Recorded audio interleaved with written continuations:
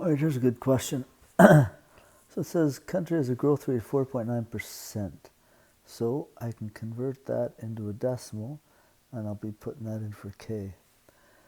Population is currently this, so that's what the P0 will be. And then, oh, this sort of a distractor. They say country has land area of 22 billion square yards. Assuming this growth rate continues exponential, how long will it be till there's one person for every square yard? So you're starting with that number, and this is the number of yards, but if there's one person per square yard, that's the number of people at the end too. So the amount of people at the end is 22 billion. Starting with is 4,882,000. Let me just make sure that's right. Yep. And then E, and that's the number E. So it's like pi, so it has a value. I guess you could, instead of E, you could write 2.1828, etc. But usually we just put an E in. And then the interest rate is this, times t, and we'll be solving for t.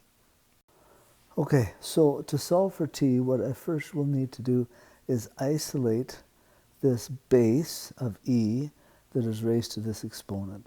So this is multiply here, so I need to get rid of this. So I'll divide both sides by 4,882,000. Divide this by 4,882,000. So let me pause and figure that out. Okay, decimals tells me that that's 4506.349. I'm going to keep quite a few decimal places, is equal to e to the 0.049t. Okay, a couple of different ways you could do this. You could take the logarithm of both sides and then use the property of logarithmic equality. Or at this point, you can just change it from exponential form to log form. That's what I sort of often do, but either way will work. So I would go log base e of 4506.34985 is equal to the exponent, 0.049t. Okay, now the log of e is the same thing as ln, so this would be ln of 4506.34985 is equal to 0.049t. I'll divide both sides by 0.049, and that'll get me what t is. So ln of 4506.34985 divided by 0.049.